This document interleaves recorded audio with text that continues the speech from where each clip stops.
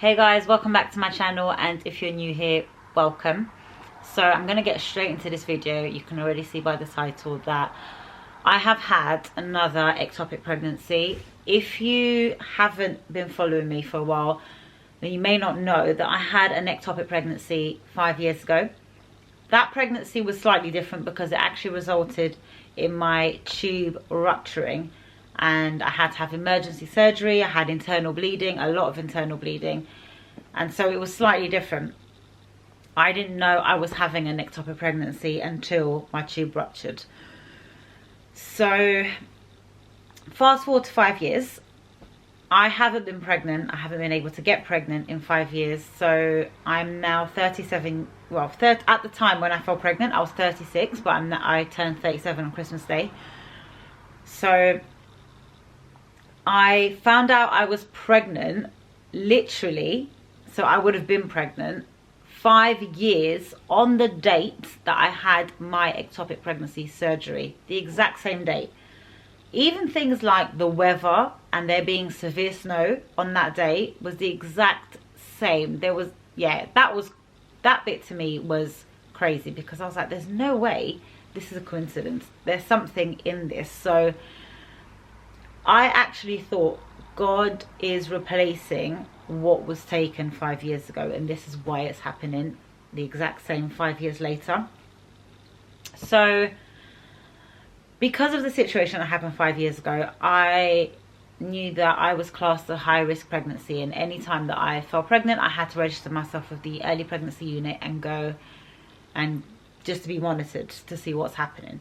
So I did that. I registered myself with the early pregnancy unit, and we had a scan booked for, so I think I registered myself on the Monday, which I believe was the 12th, maybe? Yeah, 12th of December, I think it was, when I registered myself for the hospital. It was a couple of days later. And then we had a scan booked for the 28th. So it was an earlier than usual scan. However, on the 15th, which was a few days later, about 3 days later, I was getting ready to go to work, and I noticed that I had some spotting / bleeding. Now, this is exactly what happened 5 years ago. I had some spotting / bleeding going on. Asked someone if it was normal. They said, you better just go to the doctor and just check. So I went to the doctor. She told me it was absolutely normal. It happens in early pregnancy. She never sent me for HCG tests, anything of that nature. So as a result of that, she missed the fact that I was actually having an ectopic pregnancy, and a few days later I had the rupture. So when I saw the blood, it instantly took me back to that, because it looked very similar in the way that it was. So I called the early pregnancy unit, told them what was happening. They said, come in, we'll scan you. So I went in, they scanned me. Now, when I walked into this room, I didn't realize that I literally have some severe PTSD from the last situation. I think because the way it happened, it was so dramatic. It was so like, if you watch the video, you'll see what I mean. It was like so quick, the way everything happened. 1 minute I'm not having an ectopic, the next minute I was, and then it was just very quick. So I didn't have time to process it. So I think because of the way it happened last time, when I walked into that room, saw the bed and the machine that they used to scan you, I just burst into tears, because I was just having deja vu all over again. And yeah, I was scared. That's the truth. I was literally just scared of what they were going to say. So my husband was with me. He was looking at the screen. I wasn't. I couldn't look. I had my eyes closed. And she scanned me, and she said, I can't see a pregnancy. I said, okay, what about my tube? She said, no, I can't see anything there either. There's nothing in the tube. So I was like, okay, what would be the reason for that? She said, well, it could be that you're earlier than what you think you are. Even though I was like, that's unlikely, because my dates, I have everything written down. I have an app that tracks everything, so they're correct. I knew they were correct, but I was sort of holding on to that, thinking maybe she's right. So we did a HCG level, and that did show that I was pregnant. They did say it was slightly on the low side, but they said that could also be normal, so not to worry too much. They told me to come back in 48 hours, monitor my HCG levels. So in early pregnancy, in most cases of normal pregnancies, your HCG levels should double every 48 hours. I'm not saying in every single case, but that's the textbook. This is what they go by. So every 48 hours, your HCG levels should should rise, and that's how they monitor that your pregnancy is fine. So I went back. So Thursday, obviously, I left the hospital. I went back on Saturday to have some more blood tests, and then they called me later in the evening and told me that my levels had actually dropped by half, and that indicated that I was going to be having a miscarriage, and that I should expect that anytime soon. So I was obviously devastated, because yet again, here is another pregnancy and there's no baby at the end. So Sunday, the following day, late in the evening, I started having really, really bad cramps. And I thought, this is probably the start of the miscarriage. I don't know what a miscarriage feels like, but I assumed that's what it was. And then the following day, Monday, I had quite heavy bleeding. So I was like, yeah, I'm miscarrying. So yeah, it wasn't a great time, especially because it was a lead up to Christmas. So the hospital told me that after 3 weeks, I should do another test and then call them back and let them know. And we would do another HCG just to make sure that everything was, you know, had gone as it should have, and everything was out of my body. However, on the 22nd, which was a Thursday, I think, I called the hospital again. And this is the reason why I wanted to do this video, because there was no specific reason for me to call the hospital and ask them for another blood test. But there was just something in my gut. I just felt more pregnant than I did last time when I went there, when they told me that my levels had dropped. So I don't know, just I can't explain it. And I felt almost silly calling the hospital to ask for another blood test. So it's really, really important that you listen to your body, and if you feel that you need something, ask. Because had I left it for the 3 weeks, who knows what the situation would have been. So I went back to the hospital on the 22nd. I had another blood test. They called me late on the 22nd and said, your levels have doubled. So they had dropped. They thought I was miscarrying, and now my levels have doubled. So I thought, well, this is a good thing though, because they've gone back up. But they said no. Slow rising HCG levels, especially if they're dropping and rising, can indicate that you're having an ectopic pregnancy. When she said that, my heart just dropped, because that's the one thing that I was super scared of happening. So I said, well, what's the likelihood? She says, well, we don't know. Come in tomorrow, let's have a scan. So now it's December 23rd. I've gone for a scan. Again, they can't see a baby anywhere. They have spoken to me about my options and potentially what will happen going forward. So I've gone home, and that evening I had severe pain, like really, really bad pain. Now I would advise, if you're watching this and this happens, go to A&E or ER, depending where you are in the world, because that could be something happening. That could be a rupture, that could be anything. The reason I didn't go to A&E is because I knew from the past experience, and also from speaking to the hospital, that if I went to the A&E at midnight, they won't be able to physically do anything until the following morning when the early pregnancy unit opens. All that would happen is you'd be in the bed, they'd monitor you. I didn't want to go to A&E. I think I just have a bad, PTSD, if I'm honest. I have to just be honest. I think it is slightly that from the last situation, because I was in A&E overnight then, and so I just didn't want that. So I stayed home, went to sleep, and then called the hospital again in the morning, told them what was happening. They said, come in, we'll get you scanned again. They did another scan. They saw nothing. There was nothing in my tube. They couldn't see a pregnancy at all. So they called me later on Christmas Eve with my HCG results, and said it had actually dropped. It wasn't by a lot. I think it was by like 17, which in HCG terms is not a lot.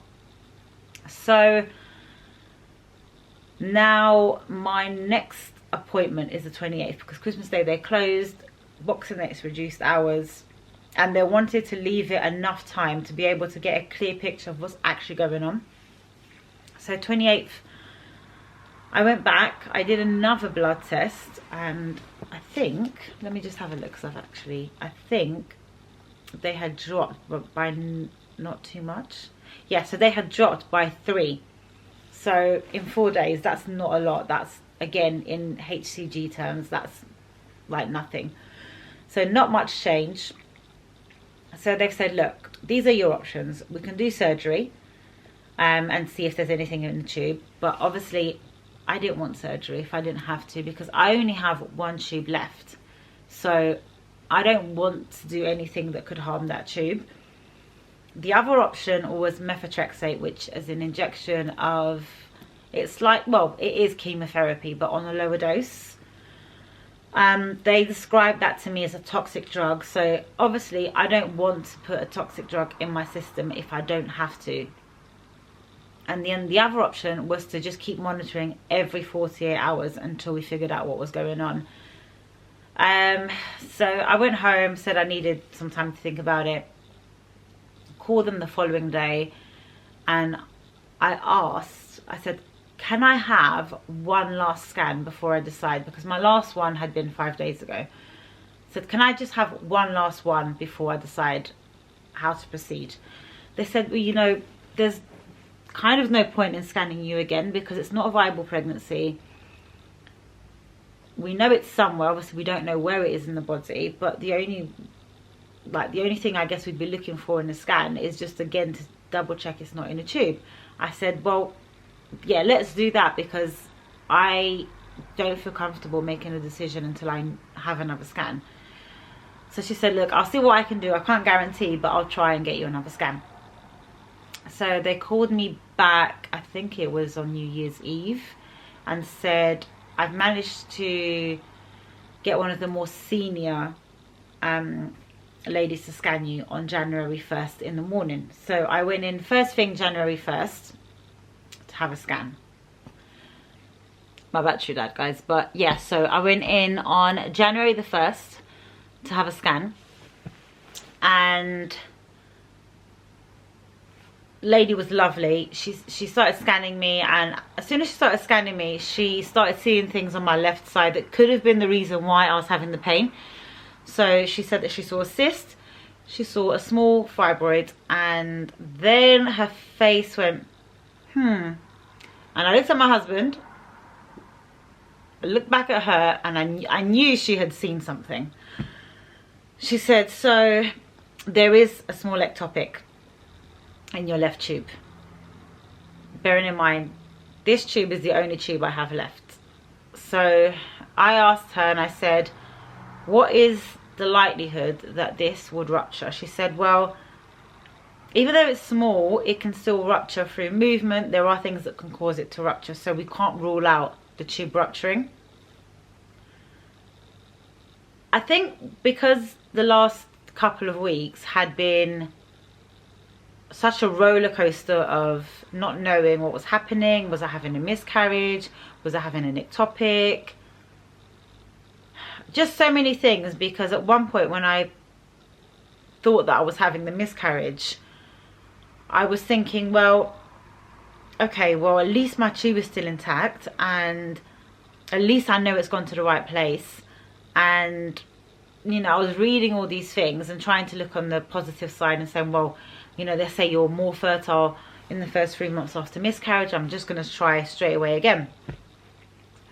So when she said that I was having another ectopic,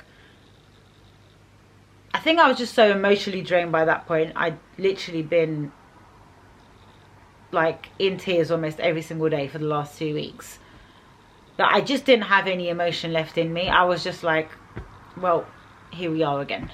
There's just the one thing I really didn't want to happen is happening.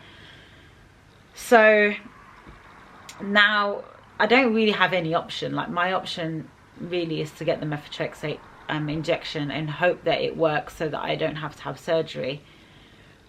So yeah, we go ahead, we get that booked in to have the methotrexate. I go back. I didn't have it on that day. I had to go back to the hospital.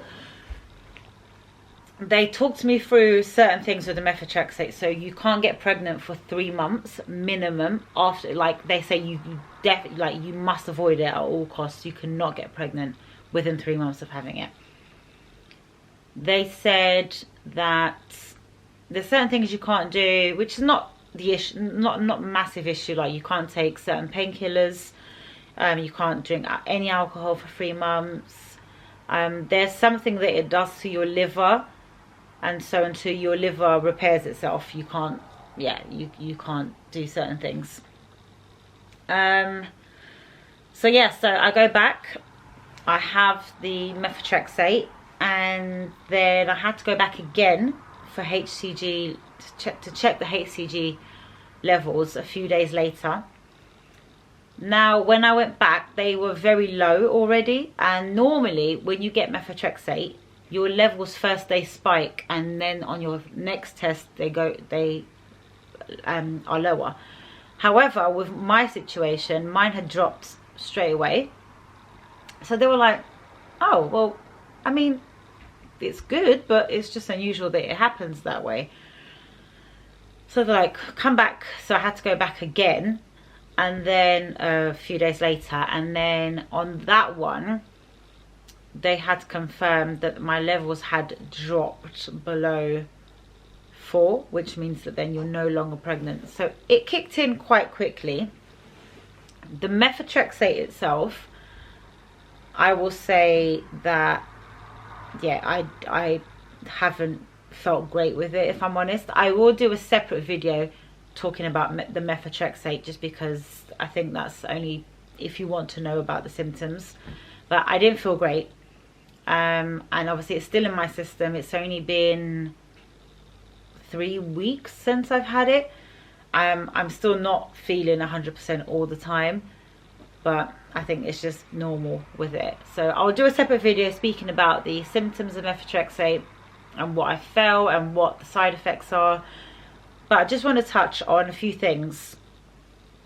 Both times that I have fallen pregnant in the last 5 years, both of those years I was looking into, well, sorry, I was actually going for IVF.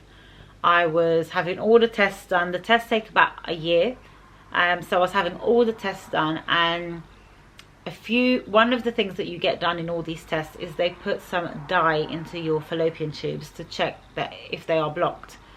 I had that before I was pregnant last time, and my tubes weren't blocked.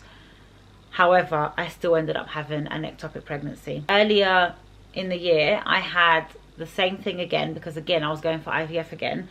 My one remaining tube was not blocked. However, I ended up having an ectopic pregnancy again.